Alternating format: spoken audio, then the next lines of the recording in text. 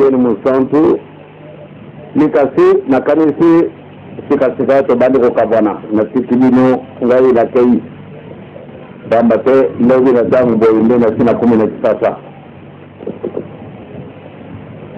likasi ye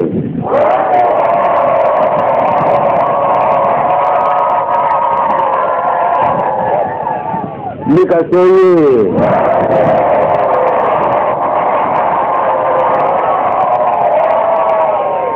ya de ko na pesibini merci ndenge manto bosale wate boya mangai na mbuko ya likas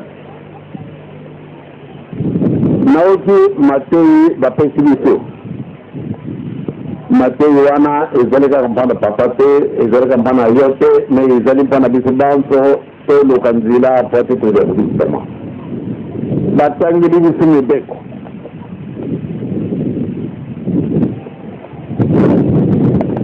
nabuti na tuna kili kamumoko muntu mwindu alungo wapi muntu mwindu alungo wapi nda mututu boko ko reserete ebe mundele alungo wapi batata ba mama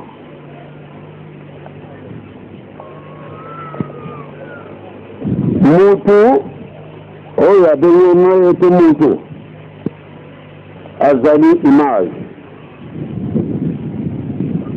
image ndewe to monaka ba photo soko nga nazalite baza tala ngai na photo de maka ba image normalement na ba photo na bisu ko de nga ba image même photo na yo même photo soko nani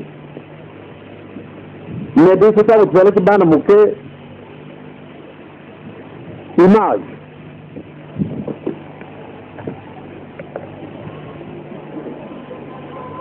ezalaki komonana photo ya Yesu de photo ya Sainte Marie ou bien Saint Joseph ou bien bassin mosusu bawana nde ezalaki kobengama image tamba te yango ezalaki kopesa physionomie ya moto mosusu c'est-à-dire moto mosusu te obele oyo azalaka wana kati na mokili aboni etumba babengi ye saint ou bien bangelu ou bien image ya Jésus Yesu mwana nzambe ayaka wana kati na mokili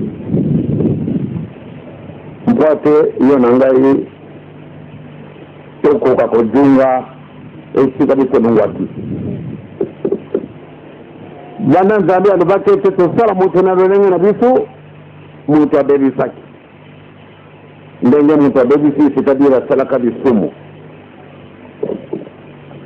ndenge asalaka lisumu kokabwana yaki moto na nzambe na Lubumbashi na wakati nze moko bayembasi na kanisi korosi ya korosi na hivi sasa kwa hivi yango obi dirigeant de GTC na kanisi kwa hivi yango nebo uli magona Kiswahili badubi na kati nzembo wana mwana mukeka mutozea kiango mokolote badubi na nzembo te sumu oyo mwana nzambe akufilaki ngai moto nasalaki yango ngai nani est-ce que ezali papa représentant est-ce que ezali tata pasteur sur régional est-ce que ezali jangenda est-ce que ezali yo ou bien nani mena mokanda oyo na nzembo wana balubi ete lisumu oyo ekufilaka nkolo Yesu ngai moto nasalaka yango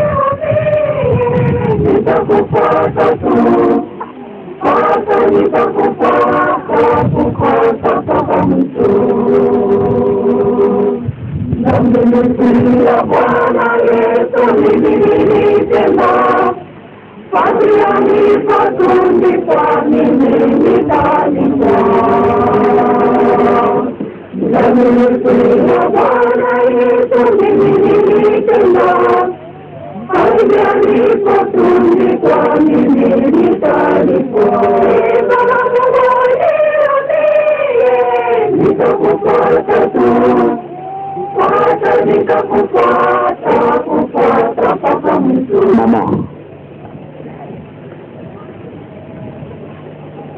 nalibaki ndengai na kumi na mbula ntoko sambo na moko na kumi na 71 ans banda na butami sikambo izoni isika wana batata ba mama muntu mwingi walungo wapi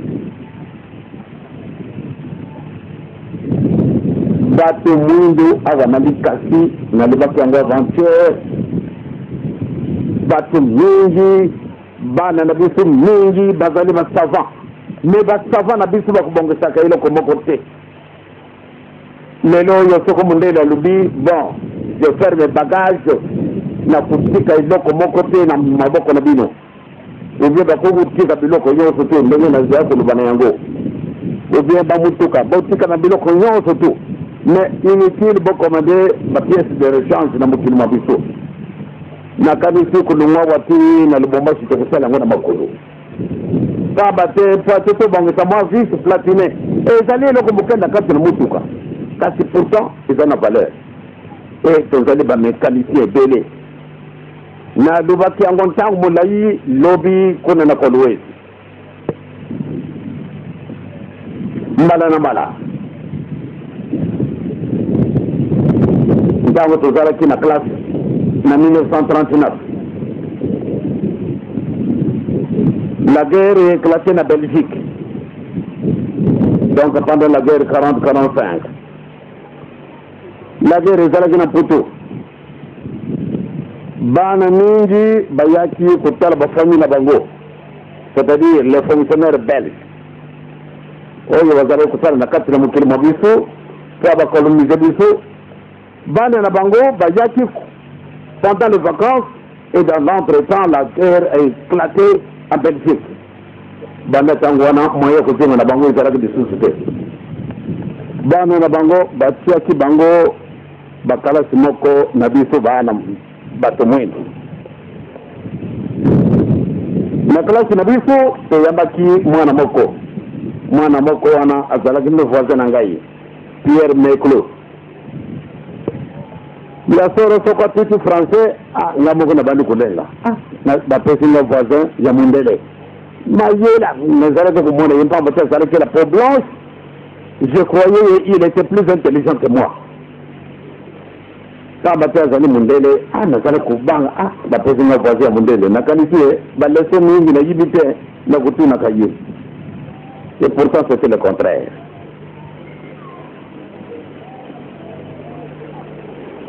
Mwana wana tango examen kukasi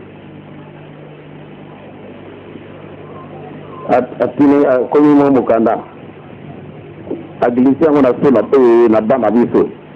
Elle dit, Joseph, je voudrais donner mon service. Je suis un voisin, mais je crois que j'aurai difficile pour répondre aux questions qu'on va nous poser. Je voudrais vous demander un service voisin. Je vous en prie, et que ce soit un secret entre vous et moi. Le secret, c'est de nous donner les réponses sur toutes les questions qu'on va nous poser. Vous allez vite écrire. Préparez-moi toutes les réponses, remettez-les-moi. Comme ça, moi, je vais le copier. Dès que j'ai reçu la note, je me suis posé la question, est-ce que ce n'est pas un piège que ne met pas? Un blanc me demandait, à ce que je puisse l'aider. Bon, je vais faire le malin. Eh bien, j'ai préparé une réponse, mais qui était forte sur un sujet. Et je croyais, toutes les autres questions, réellement, je lui ai donné les réponses exactes. Mais sur une question, j'ai bien voulu tendre aussi, moi, à mon tour, un piège. Je voulais à tout prix connaître si réellement il était plus intelligent que moi. Eh bien, je lui ai préparé une fausse réponse, et il a copié bêtement. Déchiré le papier que je voulais donner.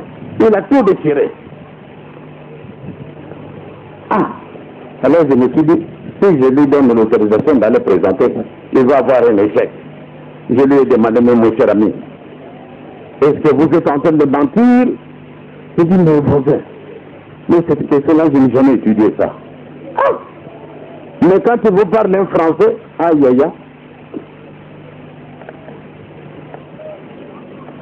les apparences se trompent. Donc, na makadi sinanga inazaleke kukanisa toujours ka mundele alekati mtu mundu na mayele. Toleki sikawana. Na tayi na putu na toko kuto na bana na bisu na ba université. Que ce soit aux États-Unis, que ce soit en Belgique, que ce soit en Allemagne, ou bien en France, ou bien n'importe où. Mais nous ne pas dans le monde bazala kama yele. Moni mwana mwindu basole examen na bamundele mwana mwindu bazala kubima toujours le premier.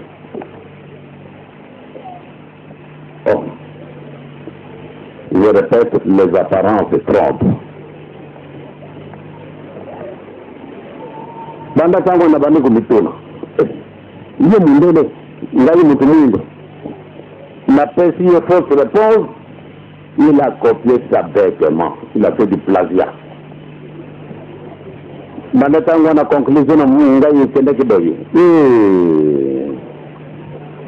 donc, ça bête le coup la vision.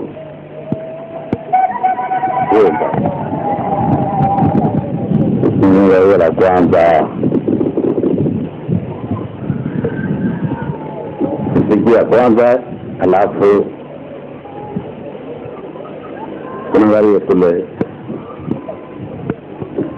Ba papa ba mama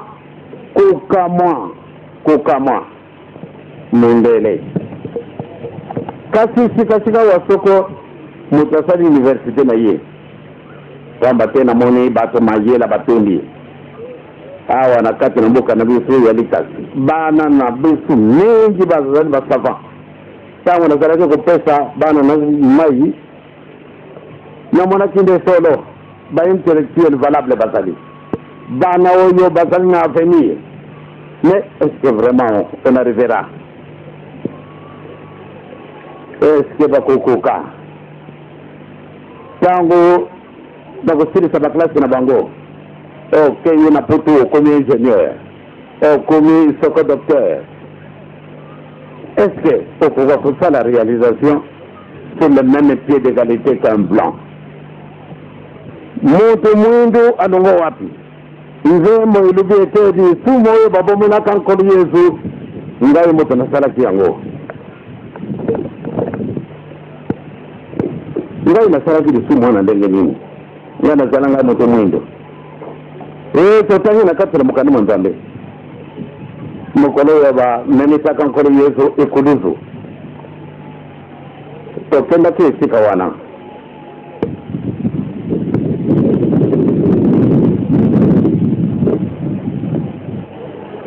Kuna mabanga na mabanga na zelo. Neba duviete mutu ya mimi naki Yesu kuluzu azalaki mutu mwindu. Na Israeli zale wate. Israeli zale musika. Mutu mwindu ana alungwaki wapi?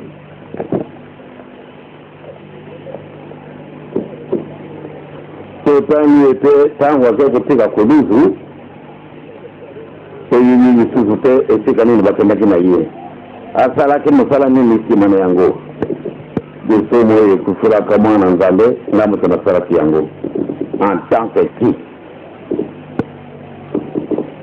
batata na bamama nalobaki lobi tangu tozalaki na kolwezi en présence ya mokonzi ya l'État. Pour la première fois, on a connu une poutre en 61, le 27 septembre. Mais quand vous avez vers les années 1923, 24, 25, 26, nazalaki kuoka mwadi kamumoko uzale kupesa ngai mwankaka na kati na mutima. Dekama nazalaki kuoka na mukana moko baninga na bisu ba protesta bazalaki na yango. Edenga magana kikongo vitu vya zai. Mwabuku wana izalaki makambu bili. Kasi lituni moko izalaki kuna. Lituni wana izalaki kote na batu oye. Bino bokalisi mputu izali mukili nini. Ou bien izali eloko nini mputu. Obega kongo erapu. Yango ezali nini. Me kone nakati na mukanda wana elobaki na biso ete mputu ezali mwa mukili moko ya ndenge mususu. Me ndenge nini namona kete lokola bango batu bamemena kabiso bamikanda yoso tu ngai na yibi kutanga kwamba te tumondela lakisi ngai. Na yibi koko mama moke na lakisi ngai mondele.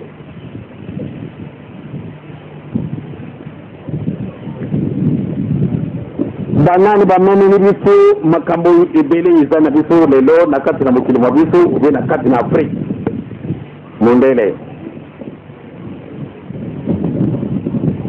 ba mundele ba laksi bisu makambo ndenge na ndenge banda mutangwana na ibi mara mote mundele azali nzambe mundele solo azali enetre tout à fait spécial kama te manto mazana bisu bango batu basali bisu yango bango batu bakosala kabisi yango banda ntango wana vraiment ezalaki lisusu na dutela motu te mundele azali un être spécial. Alors toko mundele abima wa bisi nyonso tozali awa ndenge ntango bakangaka biso na 1921 mundele ayaki na basoda ayaki na baninga na ye ayaki na makambo ndenge na ndenge. Bon sema na kokanga manabiso ezalaki kosala mandenge nini tozali awa bisi nyonso to un simple messager ou bien un planton parce que alati ekoto ya motani tomoni ye biso banso tometi kaka akanga biso kaka okama tosinga ye moko obidi alobi na tata na ye alekia bango singa na kingo tokubuje te pone nini azali motinami ya mondele. Mutu mwindu alunga wapi?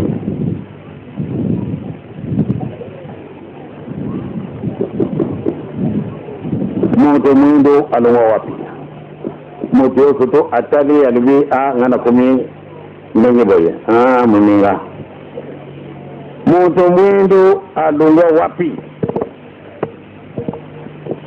bamundele l'activité surtout ezali na biso lelo yo simo ezali mabele ezali wana kati na mokili mwa biso kati soko mundele atei na ye nakanisi moye ya kotonga lisusu ndako na basima ekozala te toyibi libanga yango esika yango ezali kasi pamba te mundele asi atei na ye ya solo tokozongela kotonga bandako na biso na potopoto lelo esika nyonso okenda totongi bandako kitoko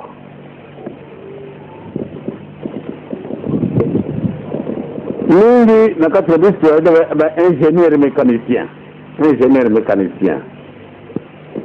ingénieur mécanicien moto ayekole mingi solo moto aza kosala mosala moko très intéressant kasi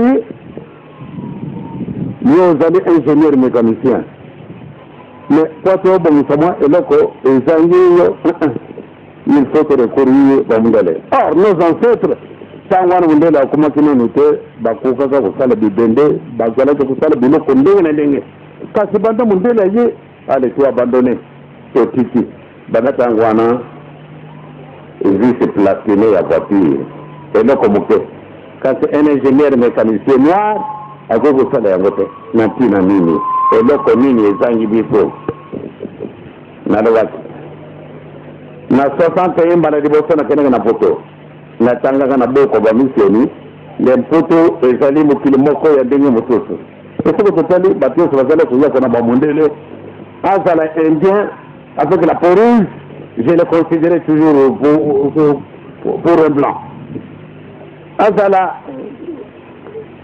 baoyo bato ya peau jaune lokola yesu azalaki mundele te yesu azalaki mundele te nini tondimi ete yesu azalaki mundele non yesu azali mundele te soko otali na kati na baimage omoni que c'est une réalité yesu azalaka na ye mundele te bango bazali jaune kasi soko azali sika moko na bamundele na oyo azali peau rouge na oyo azali peau jaune na oyo azali peau blanche bamimoni nde bango bazali na bango bamindele considération na biso bango moko bakoki kosala distinction kasi biso bato mwindu soko un indien abimi awa alati basabati kitoko alati tomoni mundele moko yafuna azalaki motane mpenza omoni bamosusu oyo bazali jaune soko abimi awa tomonaki mundele moko azali vraiment jaune or ke distinction ezali ngai moto mwindu nazali oyo peau jaune azali peau rouge azali peau blanche azali mais bapeau nyonso te wana bakomimonaka baleki moto mwindo nakendaki na mboka na baindien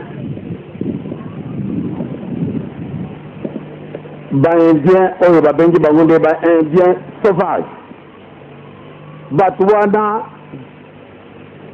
bakolalaka bele na likolo na bangumba ezalaki na mboka na bango kosekana te bazali na ndako te kasi mokolo oyo bamerike bamemaki ngai kuna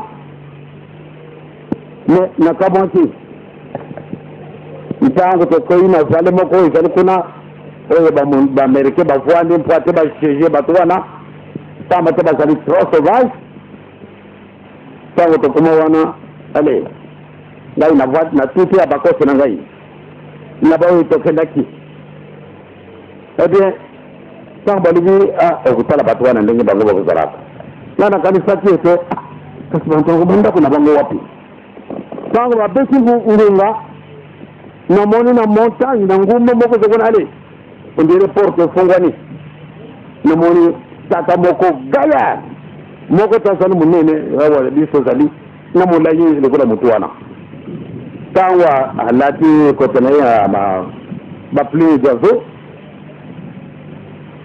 elamba na nzusu te esika ale akiki na singa aye wana molai monene soko soki ngai mokuse boye soko aye awa na kotala ye boye epe ntango akumi wana oyo interprète américain memaki ngai wana arrivé na ye voilà oyo azali mwana papa Simon Kimbangu azali invité du gouvernement américain na délégation na ye alors baya wa fat batala bino curieusement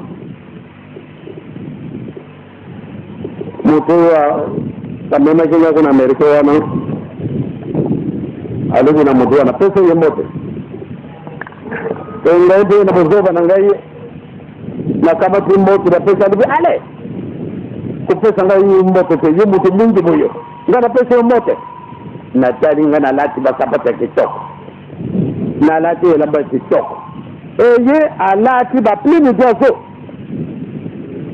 kasi alibu ale lunga ngana pesa mtu mwingi mbote yeye ni ngana kuma mwingi kula yeye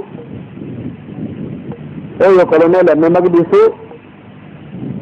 yeye mundele alibu motia ngai mundele na zali kuambrasa yeye na zali kupesa yeye mbote maboko na ngai ndengeni na kukomu mtu mwingi yote yo zali kisi na yo soko lati yango kupesa mtu mwingi okuma na yeye mwingi kula yeye kasi ngana zali bila kuona te na boyi na kupesa yeye mbote te alibu uzoro kula sanga toni kasoni ni yo wale chaliyo ngai na kupesa yeye mbote te ntama te na koko de matena kuma mtu mwingi ngana chanya kasi mtu ngo bonda kuizalite abini na kati na mabele yuko ndeke ngai na titu bwenye bina chani na sababu na nata kitoko kasi alinyo kupesa ngamba ke pourquoi parce que je suis noir wana izana ngapasi ikala kingala iso moko munene mukolo mususu tosala na Israël tokenda ki du côté palestinien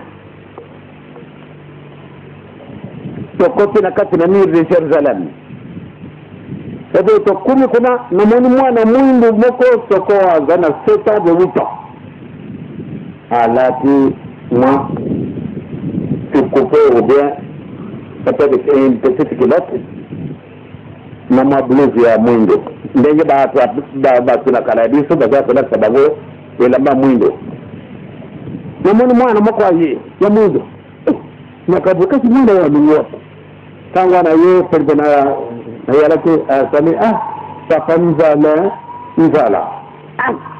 kasi mwana mwindu aliyo wapi na hiyo kwa bananga ki arabe ke na ye bate na tena ye zalite na mjini kaka ndio azala kulela nzala kama na huyo sana kwa sababu na mwana nzali na waisali ngai na kama ti $20 zala kinangana pesa na mwana wana sopeli bon ngana kenye mon directeur de cabinet qui bena azala ko yatima mais alors que ça on appelle ça qui on peut kumaki bankoko na ye azala kina kati na mirwana azala kutala tango mwone kaka billet ya $20 wana bini saki na pesa na mwana ya kiti mangu aye alia beteli na mwana wana directeur de cabinet na wala ko landa ye na sima wala ko landa na sima tango mwone boy alia kangi nzo arabu wana maboko aboteli billet réaction arabe wana le bien tiens mais vous êtes un fou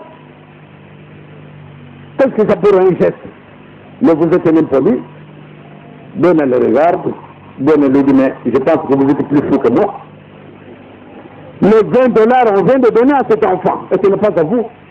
Alors il a dit vous ne savez pas mais ses ancêtres ce sont nos esclaves donc le 20 zaïs et le $20 me reviennent de plein droit. Bena Tango Kiboyo Bena Sirikandi, je ne vous le remets pas. Parce que c'est sorti de main de papa et je ne vous le donne pas. Allez. Azini ici $20 ma poche. Vraiment, malheureusement, je ne sais pas m'exprimer en faillite pour que vous tous vous puissiez comprendre ce que je voudrais dire.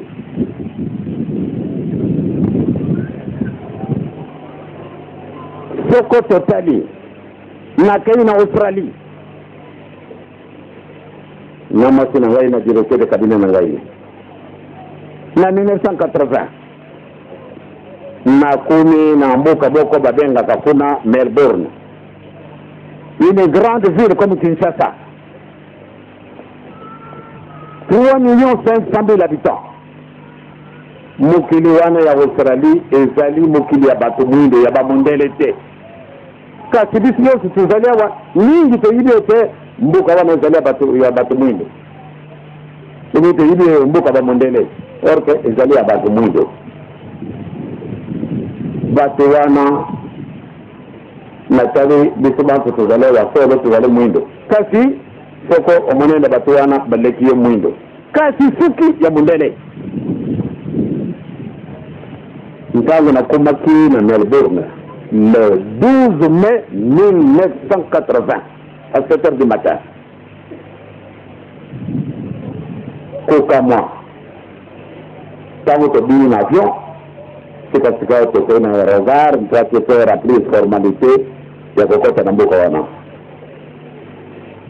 Médicament moko esalaki nga pasi. Ntango tozali kokoma mokanda kosala formulaire formalité ndenge basalaka nomoni bamunde oyo babimaki liboso na ngai bayikolo milance mais il avait frère qui vous attend ici ici en Australie d'où viennent ces frères là bon nalingaki mena continuer kosala mikanda mais lui te nous allons les remplir à votre place allez d'abord rejoindre vos frères ngai na mwasi na ngai tobimi nokinoki tokoti ntango tobimi na kati na porte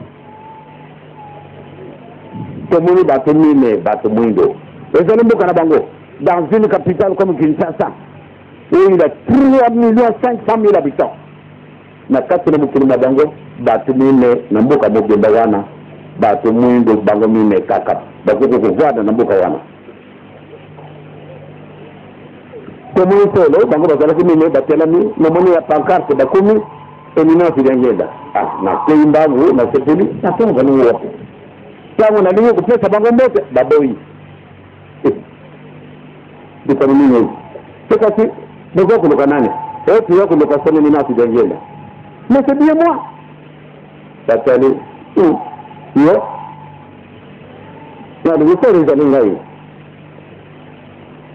batali ngai oyo azalaki mbuta muntu atali ngai ningona makolo tino botu nana ndibi ngai oyo jangenda mangala ndibi ezali peza yo mwana simuki mbangu na ndibi ezali ngai batali ngai bali ndikamutu alibi te yo koko zala ndenge wana te soko yo ozalaki mwana papa simuki mbangu oyo toyibi biso bantowa nde okumaki mpaka parce na mbula wana na 1980 nazalaki na 62 ans mais lui nazali mpaka nazali na âge 62 ans bango balobi ce n'est pas vrai nakamati passeport napesi bango batangi mais comme nayibi ete renseignement ezalaka incomplète bango balobi oui ya solo tomoni kumbu na yo kasi mpoate toyiba soko ezali yo soko ezali yo te bisani na yodote nakamati livre d'identité na ngai sika nyonso nakokendaka na komema buku na ngai esika nyonso nakokendaka mene bino bato ya mbuka awa nalikasi soko natuni banande bazali na buku na bango sikasika bovanda kati na mbuka na bino nayibi te soko nakokotuni nayeliza kwangai banande bazali na buku na bango ya mpako carte de citoyen l'excellence bayo wazana yango bata likasi bayo wazana livre d'identité na bango carte de citoyen ebongo soko leta yeko encercle biso atuni ete ale moko te akobimako na soko buku mpako ezali te ebokobimela ndenge nini ede irai esika nyonso tu nakokenda nazali na buku na ngai donc ça fait une pardon et de ça on a merci beaucoup batali biangela akomala je porte évidemment nazaraki na beaucoup ya sika biangela continue bati entre parenthèses Joseph fils de Simon Kimbangu donc batali fils de Simon Kimbangu les baleli bango mine et maman Batali, et de moi le mari, dans le ministère des Alliés. Mais tout le monde m'a voix. Voilà, nous avons montré. Nous avons dit que nous avons monté, nous avons pressé. Tout le monde m'a voix. Yo, aux alliés, moi, n'a pas passé mon combango. Nous avons appris que nous avons fait. Nous avons combango. Vous avez fait des mots. Et puis, tout le monde de la business. Nous avons vu que nous avons des colonnes. Quand on va aller, quand on va aller, là il a la caméra de l'été. So comme on a coupé na kolela kate. Quand mo kolewa na lela ki. Tamba te bango ba lulu ete. Est-ce que bino do kanise papa simo ke bango e dele ka bino na Afrique e bongo bisun ko na biso nani. Estamos en la ley de solo y yo empiezo a ver cómo la cosa se mueve en banco. Lo que hacen para mí es que dice boyer. Deuxième question. Est-ce que dice que ils amènent le casar à la commission? Est-ce que dice que ils amènent comme casar à la commission? O ils sont là qui vino? Non, ils sont là qui m'ont dans le aïe. Lampe le monde m'a expérimenté mille déjà. Nous avons montré dans les mille fois moins beaucoup. Là-bas il y a même qui. Bangouni ne va pas de colère. Ah, l'ampe m'a imaginé la musique. Maman pour moi on va faire mon ban et le colère il est aïe. Mon père est venu.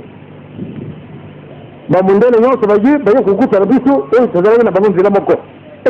C'est quand il ne sait pas mieux ça colère. Ah, moi il y a peut-être une autre réponse de vérité. Tamba te bango balubi mwana papa simo kimbango biso tozali na nkoko mosusu te simo kimbango azali moto oyo azali interprète na biso pre ya nzambe e kasi bino na afrique botiki biso ntango wana bopesi na histoire ne tala il y a 200 ans je parle bel et bien du 12 mai 1980. Bango Balubi était il y a 200 ans, nous étions, nous, aborigènes de ce pays, nous étions 14 millions de Noirs. Et l'homme blanc qui nous a porté la soi-disant civilisation, ils étaient au nombre de 200. Maintenant, l'homme blanc, ou bien les blancs sont devenus 16 millions, et nous qui sommes les natifs du pays, nous sommes réduits à notre plus simple expression jusqu'à nous réduire à moins de 300 000 habitants. Et nous sommes partis tous les autres. Adam et Ève, ils étaient des Noirs. Je l'ai toujours dit que depuis que j'ai découvert que cette terre que vous avez ici à l'Italie, la même terre que j'ai dans le Bas-Saïr, dans les Tifos, dans le Kassai, que ce soit dans le Haut-Saïr, dans le Côte, ma belle mango wana kwa kukuta wana poto, oka na Europe, oka na Amerika, oka na Océanie, oka na Asie, oka na kukuta na kaka ma belle oyo. Nzambe alubeto, to sala mutu na lolenga na biso. Conclusion. Le monde était mutu ya riboka salamaka azaraki mutu mundo. Lingate ezali nzeli wana moto ya liboso ya salamaka azalaki moto mwindo ada Eve donc bazalaki baancetre na biso makambo maleki biso mingi mpasi eleki biso mingi mpo ate to effectuer des recherches. Le plus grand défaut que l'homme noir a, même les intellectuels les plus avertis, mais ils ne se donnent pas la peine de se découvrir qui suis-je moi en tant que noir. Nous avons des grands chercheurs africains, mais qui préfèrent chercher les autres. Mais se découvrir soi-même, nous vivons toujours dans l'ignorance de notre propre personne. Et à partir du moment où nous n'allons pas nous découvrir, nous allons continuer à dépendre des autres, qu'on le veut ou non. Parce que le reste comme on est dans le vieux, on a fait la décision beaucoup. Pas matière, on a fait une décision sur matière première que on a beaucoup de ça là, papier, nous moko. En tout cas, nous évitons ce qu'on a comment, ce qu'on a dans ma makaya nous évitons. Et bien ma casse nous évitons. Parce que nous avons besoin de nous. Le savoir-faire, nous l'avons. Mais malheureusement, nous sommes handicapés. Nous avons un oublié que il y a solo, ndenge bobe ici, beaucoup n'a pas. Autant yango. Rien que les fumo yakam. Natata naye, nawe. Nawe apesi etumo na mwana na ye. Ah kama, ndenge saranga doye, ozi etumo. Etumo yozi, bana na ye bakubuta mana yango. Bana na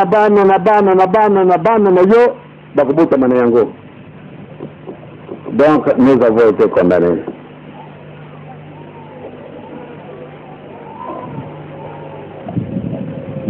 Ba mama batata, na kutuna nana wanalikasi. Bisu kurubaka, bisu kuzana generation ya nini? Bisu kuzana generation ya nini? Sasa kasi yako nao.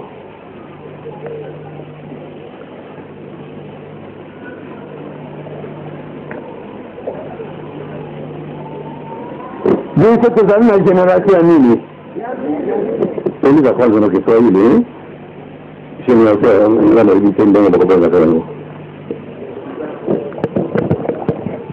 Hapa nauliza kwa sisi wote watoto wa Likasi ya kama sisi tuko wa kizazi ya ngapi? Quatrième génération papa. Vous avez quatrième génération? Ya solo. Bondini yango. Alors mawa. Sokotanga kama kana matoto nzambe kasito kunimba la Kongo. Sasa pastor ya TBC yakana nao. Yakana Biblia na hiyo. Tozali quatrième génération. Makama baby. Yo tanga, yo mkotangira kabisa kwa kitoko. Kuna hizo zangu na hiyo na kama si kutangira kabisa nini? Banda kaka na premier mboka diboko si kuma wana ikikaona lala kwa wana hiyo kila.